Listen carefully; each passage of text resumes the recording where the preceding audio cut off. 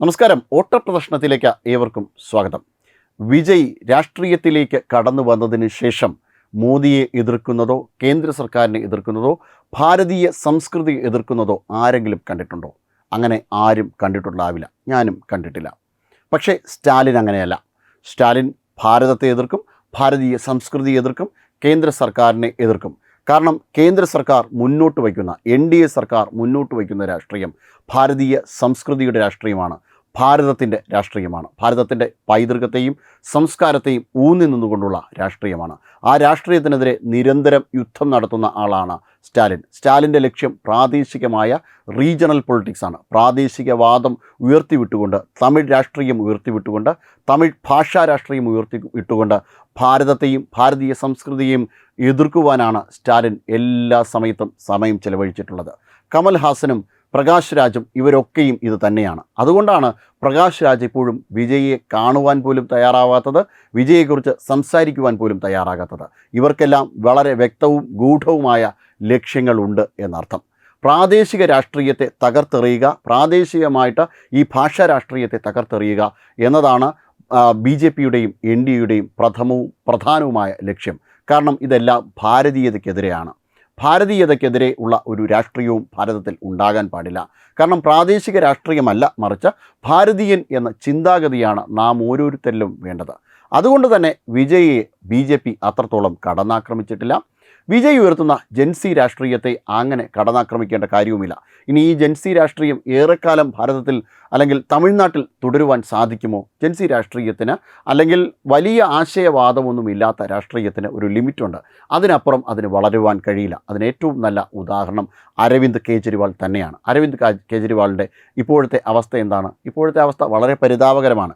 ഇനി ഒരു ഉയർച്ച ആം ആദ്മി പാർട്ടിക്ക് ഉണ്ടാകില്ല എന്നത് ഉറപ്പാണ്. മഹാരാഷ്ട്രയിലും ഇതേ മണ്ണിൻ്റെ മക്കൾ വാദം. പക്ഷേ ഏറെ നാൾ അത് നിലനിന്നു. പക്ഷേ ഇപ്പോൾ അത് തകർച്ചയുടെ വക്കിലാണ്. തകർച്ചയുടെ വക്കിലെന്ന് പറഞ്ഞാൽ അത് ഒരു കാരണവശാലും ഹിന്ദു രാഷ്ട്രീയത്തിനോടും ഹിന്ദു സംസ്കൃതിയോടും ഒക്കെ ചേർന്ന് നിൽക്കുന്നുണ്ട് എങ്കിലും മുഴുവൻ ഭാരതത്തെയും ഉൾക്കൊണ്ടുകൊണ്ടുള്ള ഒരു രാഷ്ട്രീയമല്ല ശിവസേനയുടെ രാഷ്ട്രീയം എന്ന് പറയുന്നത്. ശിവാജി ഉയർത്തിപ്പിടിച്ച രാഷ്ട്രീയമല്ല ശിവസേന ഉയർത്തിപ്പിടിച്ച രാഷ്ട്രീയം എന്ന് പറഞ്ഞു. അതിന് എവിടെയൊക്കെ ചില പ്രശ്നങ്ങൾ ഉണ്ടായിരുന്നു. അതുകൊണ്ട് തന്നെയാണ് അത് പുതുക്കി പണിയേണ്ടത്, അത് പുതുക്കി മാറ്റേണ്ടത് BJPയുടെ കർത്തവ്യമായി അവരേറ്റെടുത്തതും.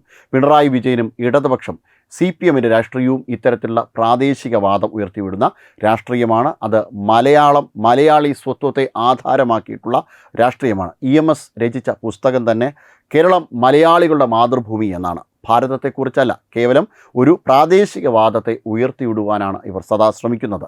ഭാരതത്തെ 16 ഖണ്ഡങ്ങളായി മുറിക്കുവാൻ വേണ്ടിയിട്ട് അധികാരി തീസിസ് അവർ 1946 പാസ്സാക്കുകയുണ്ടായി.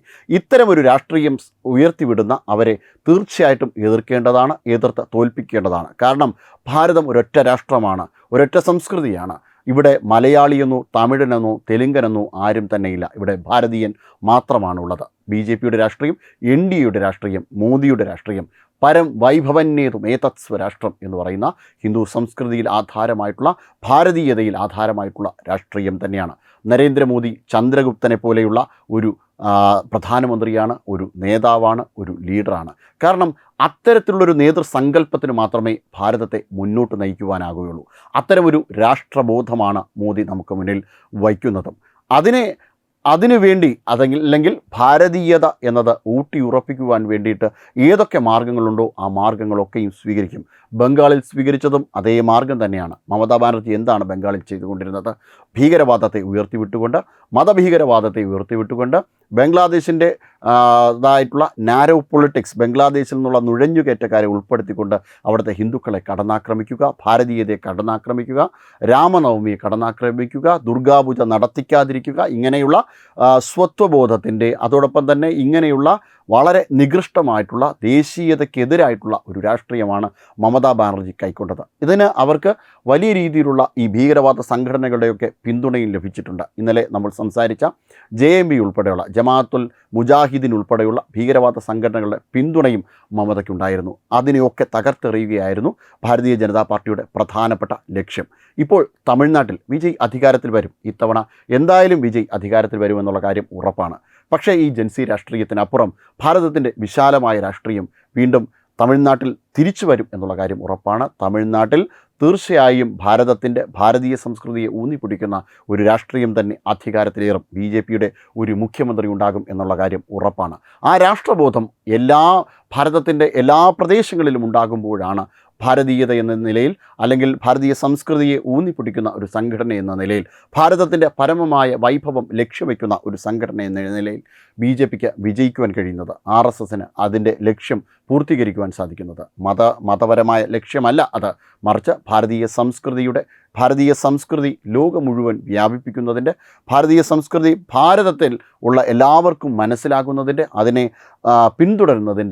പിന്തുടരുന്നതിൻ്റേതായ ഒരു സന്ദേശം രാഷ്ട്രത്തിൽ മുഴുവൻ കൊടുക്കുകയും അതിനനുസരിച്ച് ആ രാഷ്ട്രത്തിലെ ഓരോ വ്യക്തിയും അതിനനുസരിച്ച് മുന്നോട്ട് പോകുന്നതുമായിട്ടുള്ള ആ ലക്ഷ്യം പൂർത്തീകരിക്കണമെങ്കിൽ പരംവൈഭവം സാധ്യമാകുക തന്നെ വേണം.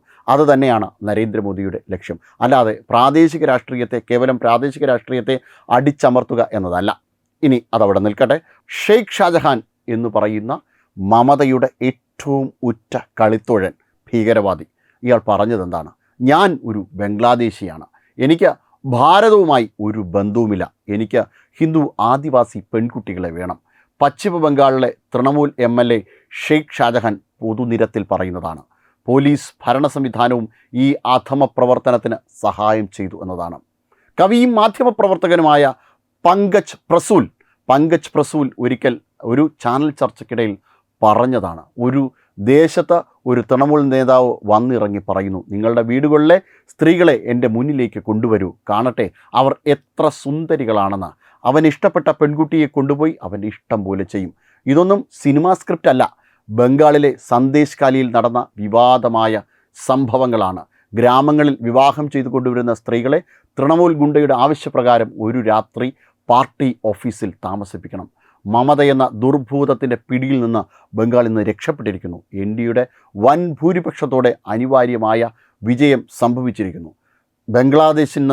ബംഗ്ലാദേശിൻ്റെ വിഘടനവാദത്തിൻ്റേതായ, അല്ലെങ്കിൽ ബംഗ്ലാദേശിൽ നിന്നുള്ള നുഴഞ്ഞുകയറ്റത്തിൻ്റേതായ രാഷ്ട്രീയത്തിൽ നിന്ന്, ഭീകരവാദത്തിൽ നിന്ന് ബംഗാൾ മോചിപ്പിക്കപ്പെട്ട ദിവസമാണ് മെയ് 4. ഇപ്പോഴും അധികാര രാഷ്ട്രീയത്തിൽ കടിച്ചു തൂങ്ങിക്കിടക്കുവാൻ വേണ്ടി മമത ആവുന്നതും ശ്രമിക്കുന്നുണ്ട്. പക്ഷേ അധികകാലമൊന്നും മമതയ്ക്ക് അവിടെ പിടിച്ചു നിൽക്കുവാൻ കഴിയില്ല.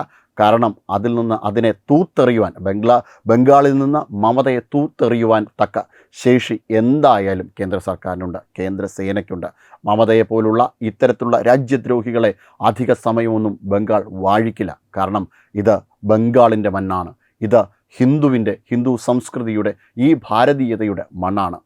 സ്വാമി വിവേകാനന്ദനും ബങ്കിം ചന്ദ്ര ചാറ്റർജിയും അരവിന്ദ ഘോഷും ഒക്കെ കടന്നു വന്ന മണ്ണ്. ഈ മണ്ണിന് അധികമൊന്നും മാറി ചിന്തിക്കുവാൻ കഴിയില്ല. TMCയുടെ രാഷ്ട്രീയത്തെയോ, അല്ലെങ്കിൽ അതിനു മുന്നേ ഉണ്ടായിരുന്ന CPMൻ്റെ പ്രാദേശികമായിട്ടുള്ള, അല്ലെങ്കിൽ വളരെ നികൃഷ്ടമായിട്ടുള്ള ഭാരതീയതയ്ക്ക് എതിരായിട്ടുള്ള രാഷ്ട്രീയത്തെയോ പിന്തുണയ്ക്കുവാൻ അധികനാൾ ബംഗാളിന് ആകില്ല. കാരണം ബംഗാളിന് ഒരു സംസ്കൃതിയുണ്ട്. അത് ഭാരതീയതയെ മുൻനിർത്തിക്കൊണ്ട് മുന്നോട്ട് പോകുന്ന സംസ്കൃതിയാണ്. എന്തായാലും അത് തന്നെ ബംഗാളിക്ക് പിന്തുടരുവാൻ കഴിയുകയുള്ളൂ. വെബ് ഡെസ്ക് തത്വമൈ ന്യൂസ്. വിട്ടുവീഴ്ചയില്ലാത്ത നിലപാടുകളുമായി ദേശീയതയുടെയും സമാജത്തിൻ്റെയും ശാക്തീകരണത്തിനു വേണ്ടി തത്വമയിയുടെ ജൈത്രയാത്ര തുടരുകയാണ്. യൂട്യൂബിൽ മാത്രം തത്വമയിക്ക് 10 ലക്ഷം സബ്സ്ക്രൈബേഴ്സിലേക്ക് എത്താൻ ഏതാനും ചുവടുകൾ മാത്രമാണ് ബാക്കി. മറ്റ് സോഷ്യൽ മീഡിയ പ്ലാറ്റ്ഫോമുകളിലും തത്വമയിയുടെ നിറസാന്നിധ്യം തുടരുകയാണ്. ഈ അവസരത്തിൽ ഞങ്ങൾക്ക് നിങ്ങളോടുള്ള അഭ്യർത്ഥന, ഞങ്ങളോടൊപ്പം നിൽക്കുക എന്നുള്ളതാണ്. നിങ്ങൾ ഉപയോഗിക്കുന്ന ഏത് സോഷ്യൽ മീഡിയ പ്ലാറ്റ്ഫോം ആണെങ്കിലും ഞങ്ങളുടെ വരിക്കാരാകുക, ഞങ്ങളെ സബ്സ്ക്രൈബ് ചെയ്യുക, നിങ്ങളുടെ സുഹൃത്തുക്കളിലേക്ക് തത്വമയിയുടെ ഈ സന്ദേശം പ്രചരിപ്പിക്കുക. ഞങ്ങളോടൊപ്പം നിൽക്കൂ, രാഷ്ട്രത്തോടൊപ്പം നിൽക്കൂ, ദേശീയതയ്ക്കൊപ്പം സഞ്ചരിക്കൂ.